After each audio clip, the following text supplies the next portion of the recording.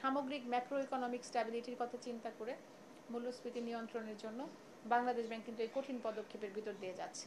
আসলে বিষয়টা হচ্ছে যে মূল্যস্ফীতি নিয়ন্ত্রণে বাংলাদেশ ব্যাংকের দায়িত্ব যেমন দেওয়া আছে, সবগুলো কাজের দায়িত্ব কিন্তু বাংলাদেশ ব্যাংকের নয়।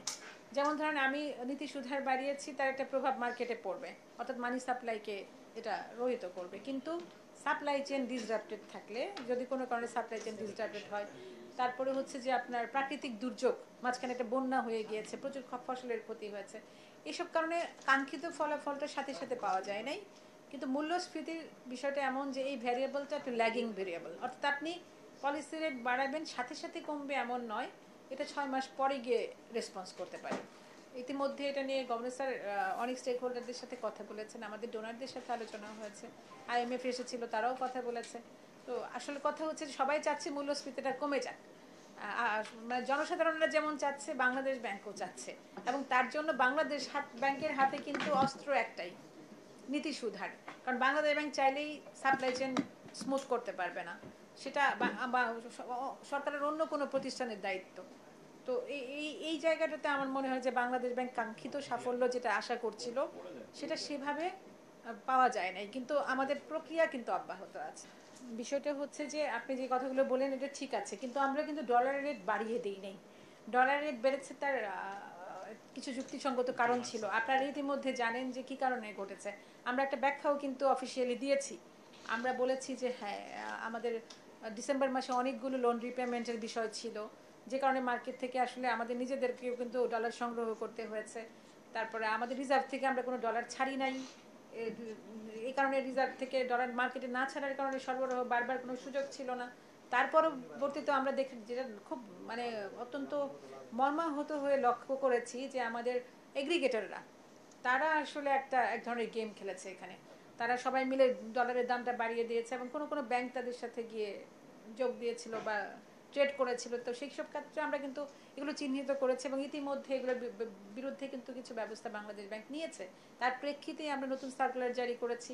আমরা একটা মোটামুটি একটা ডেট বেঁধে দেওয়ার চেষ্টা করেছি যে এর বাইরে যাওয়া যাবে না, এবং এই ক্ষেত্রেও আর একটা একটা তাদেরকে একটা ব্যান্ড দেওয়া হয়েছে, একটু বড় ব্যান্ড, যে তারা একটা মিড রেটের মধ্যে থেকে একটা নির্দিষ্ট অ্যামাউন্টের মধ্যে কেনাবেচা করবে।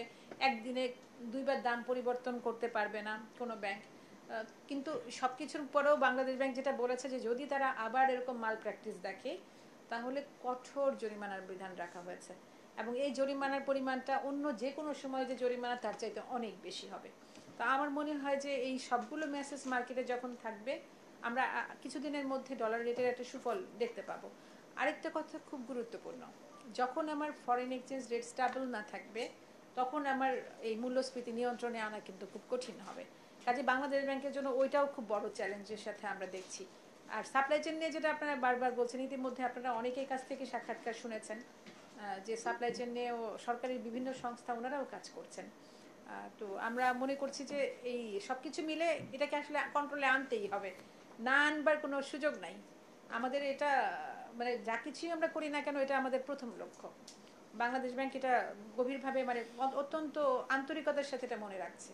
আপনার প্রথম প্রশ্নটা হলো যে আমরা ব্যাংকগুলোর এমডিদেরকে বাধ্যতামূলক ছুটিতে পাঠিয়েছি। আমি একটু কারেকশন দিচ্ছি, আমরা কোনো বাধ্যতামূলক ছুটিতে পাঠাইনি।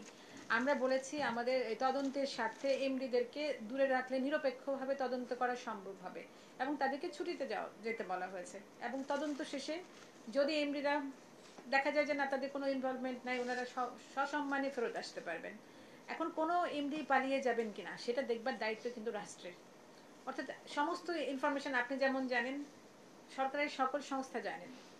আমরা নির্দিষ্টভাবে কাউকে এটা আসলে এই ধরনের নির্দেশনা প্রদান বাংলাদেশ ব্যাংক থেকে, বাংলাদেশ ব্যাংক পারে না, এটা বিএফআইও পারে কাউকে বিদেশে যাওয়ার ব্যাপারে নিষেধাজ্ঞা, বা তারাও আইনশৃঙ্খলা রক্ষাকারী বাহিনীর সাথে যোগাযোগ করে বলতে পারে। কিন্তু বাংলাদেশ ব্যাংকের তরফ থেকে এ ধরনের কোনো সিদ্ধান্ত আসলে হয় নাই। সেটা দেখবার দায়িত্ব বাংলাদেশ সরকারের অন্যান্য প্রতিষ্ঠানগুলোর রয়েছে। আর যেটা পরবর্তীতে আপনি প্রশ্ন করেন টাস্ক ফোর্স, আমরা আসলে টাস্ক ফোর্সের এই যে অডিট প্রক্রিয়াটা চলমান শুরু হয়েছে এটুকু আপনাদের মতো আমরা জানি, কিন্তু টাস্ক ফোর্সের কাজগুলো খুবই সংবেদনশীল। আপনারা অত্যন্ত দায়িত্বশীল সাংবাদিকরা এখানে আছেন, আমরা মনে করব যে টাস্ক ফোর্সের খবর প্রচারের ব্যাপারে আপনারা নিজেদের থেকে একটু দায়িত্বশীল আচরণ করবেন। কারণ হচ্ছে যে এগুলো খুব সেনসিটিভ ইনফরমেশন, যে কোন ব্যাংকগুলোতে অডিট পরিচালনা হচ্ছে, তাদের কি পাওয়া যাচ্ছে, এগুলো আসলে সংবাদ মাধ্যমের সাথে শেয়ার করবার মতো ইনফরমেশন না। অত্যন্ত ক্লাসিফাইড ইনফরমেশন, একটা ইনফরমেশন যদি লিকেজ হয়, আপনাদের মাধ্যমে সংবাদপত্রে প্রচার হয়, তাহলে এটা ব্যাংকিং সেক্টরের ভালো কিছু করবে না।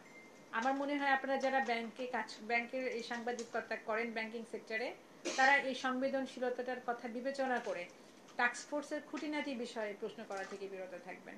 আমাদের যখন প্রয়োজন হবে যে আমাদের টাস্ক ফোর্সের অগ্রগতি সম্পর্কে আপনাদের জানাতে হবে, সেদিন কিন্তু আমরা আপনাদেরকে কি করেছি, অডিও মেসেজ দিয়ে জানিয়েছি যে ব্যাংকের এমডিদের ক্ষেত্রে কি সিদ্ধান্ত হয়েছে। ঠিক এমনিভাবে আমরা প্রয়োজন হলে আপনাদেরকে টাস্ক ফোর্সের অগ্রগতি সম্পর্কে জানাবো। আর এ সম্পর্কে ডিটেল কোনো কিছুই আমার সাথে শেয়ার করা হয় না, এই সংবেদনশীলতার কারণে।